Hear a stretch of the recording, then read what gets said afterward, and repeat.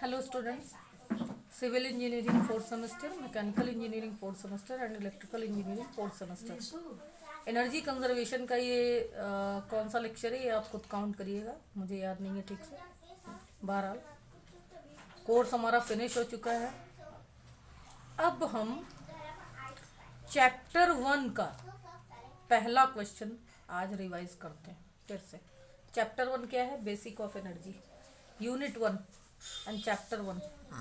Unit 1 का chapter 1 है basic of energy. उसमें हमारा क्वेश्चन बनता है ऊर्जा से आप क्या समझते हैं तथा ऊर्जा की परिभाषा देते हुए उसका वर्गीकरण करिए। ठीक है, पहले ये फिगर समझिए। ये हमारी ऊर्जा है। ऊर्जा primary energy, secondary energy, commercial energy, non commercial energy, और ये सारी ऊर्जाएं रिन्यूएबल एंड नॉन रिन्यूएबल दो तरह से होती है।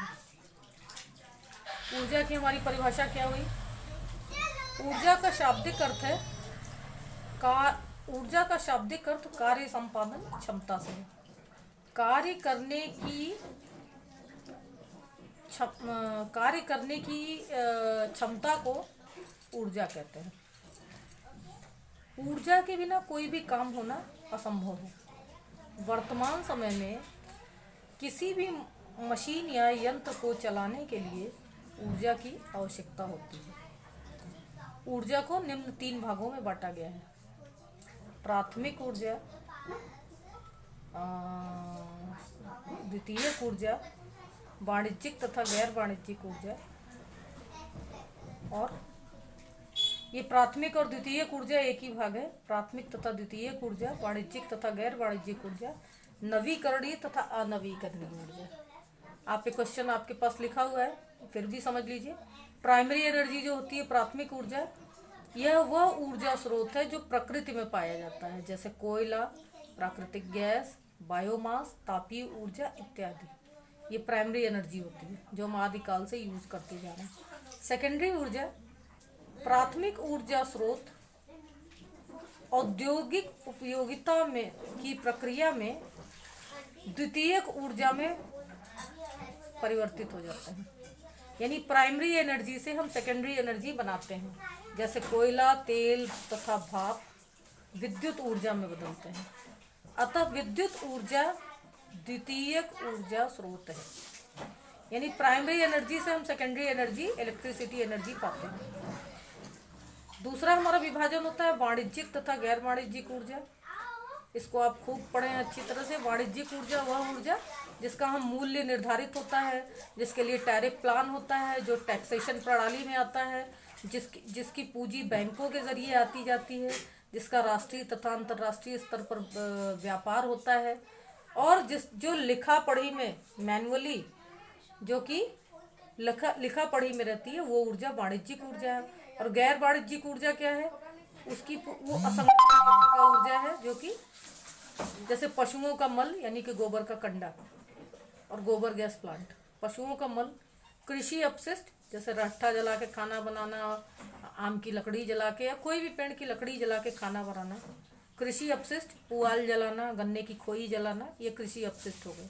और लकड़ी, ये गैर वाणिज्यिक ऊर्जा है। अगर इनका क्रय विक्रय होता भी है तो बैंकों के पास इसका कोई रिकॉर्ड नहीं होता कि कितने का हुआ।